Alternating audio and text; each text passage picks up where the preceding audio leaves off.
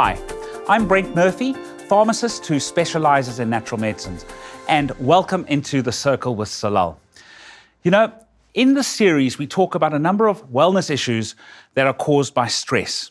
And one of them is insomnia. People don't think insomnia is such a big deal.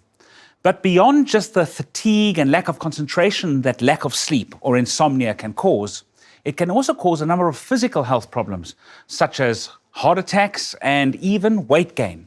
So insomnia is an important thing to control, and looking after your sleep is important to focus on, especially during times of COVID, where our stress and anxiety levels are higher and our sleep is reduced. And to this end, I'd like to invite a very busy financial and business journalist to come and chat about sleep and stress. And I'd like to welcome Arabile Gumede. Brent, thank you so much. You're welcome. So I'm looking at these photos up here, and I must say you have a busier life than me. And I suppose it must be filled with stress. And I mean, you're still young, but you know, stress, if you don't control it, causes sleep problems and a whole host of things, especially as you start getting older. Can you tell us a little bit about your stress levels and how you help manage sleep problems and that sort of thing? Yeah, so I think a lot of the issues are founded on the history that I've kind of had from a childhood, right? And it stems from the fact that, unfortunately, my mother hasn't worked a day since 1998. Wow. I was 10 years old at the time, Wow. and all I could think about was I needed to find a way to help us, to help mom, to help us sort of find a food on the table every morning. And it sort of gave me sleepless nights for the most part.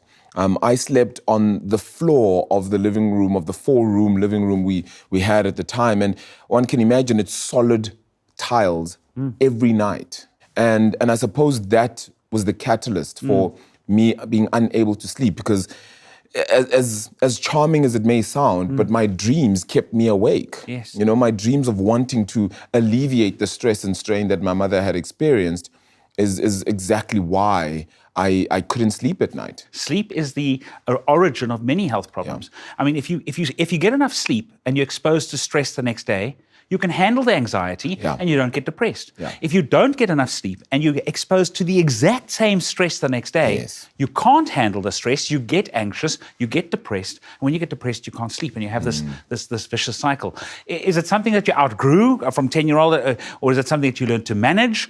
And are there any warning signs you have now, you know, as an adult, when you live this busy life, to say, hang on a sec, I need to exercise before bed, or I need to do X, Y, Z to manage my stress and to make sure you get enough sleep? I guess it's a process, right? So I haven't gotten it 100% right, but one thing I have realized is, what is it that triggers it? And you know, as you noted, yes, life does get busy, but I think you have to be strict with yourself and say, okay, listen, I went through a few days of this happening, but again, it wasn't the stress and strain of not knowing where things are going to come from, but just a busy lifestyle. So you have to stop. So a lot of these pictures really talk about a time where I did find it difficult to sleep just because of how far I had realized I'd come now. Yes. So it's weird. Yes. I wanted to go that far, but once I got there, it was so difficult to understand that actually this has happened.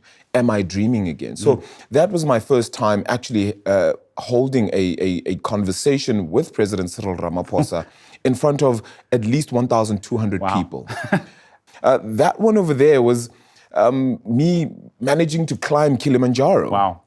Now, it wasn't the trip that made me anxious, because I only found out I was actually going to go 2 weeks before the trip. I didn't actually have time to get ready. But upon the entire trip, for 6 odd days, I actually couldn't sleep throughout the trip. You're in the bush, you're in the mountains, you're perhaps not breathing properly because of altitude sickness, etc.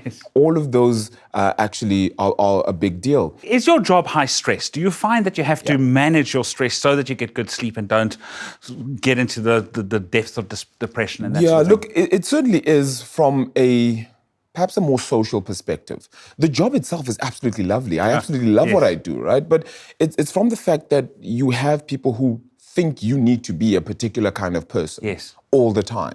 So when you meet people in public and you're just literally just having a drink with friends, it's not just drink with friends anymore. It's, hey, Arabile, so which stock do you think I should invest my in? gosh. And you're like, no, this is not what I'm here for. So it's having to deal with all of those elements too, and trying to keep up to the standard that maybe you've set, but now that people expect all the time. Absolutely. And that can give you sleepless nights because you think of one wrong move and you think to yourself, jeepers, how would that affect the rest of my career?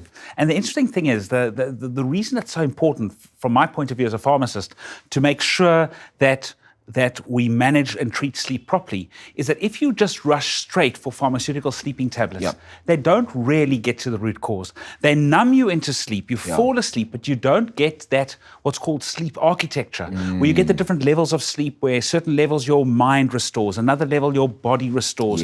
And you have to go through this architecture to get full body recovery. And sleeping tablets, all they do, conventional ones, is they just take you to a level 3, keep you there, and you wake up after 8 hours, but you're not restored. And that's why I like natural medicine so much. There's an amino acid called glycine. Yes. It's a healthy amino acid, and they've done studies to show that if you sleep 8 hours on glycine versus sleeping 8 hours not on glycine, in both cases you slept 8 hours.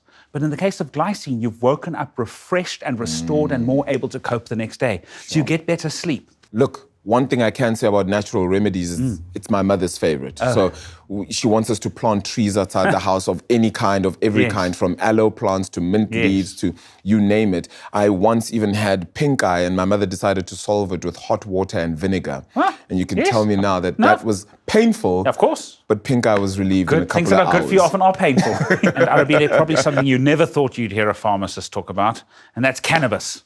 Not the dacha kind, but another one called the cannabis hemp plant, also helps promote sleep.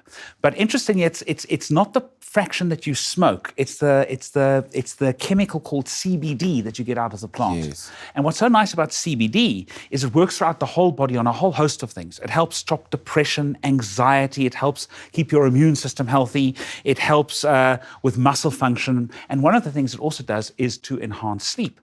And the way it does it is it helps the chemicals in your brain, what are called neurotransmitters, to communicate with the brain structure receptors better, so that you get an amplified response and you get healthy sleep.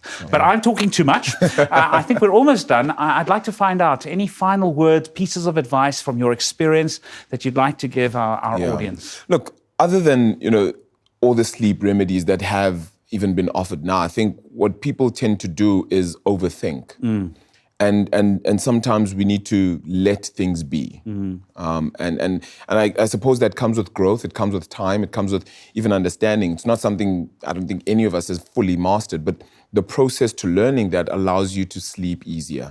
It allows you to realize that things aren't always going to be in my control, but when they are, I will be able to do better because of it. Arabile, thank you for those lovely words of wisdom and for joining us in the Circle with Solal. And to everyone watching, if you have any questions, if you'd like to find out any more information, please visit our website. It's www.solal, that's SOLAL.co.za. Thank you for watching.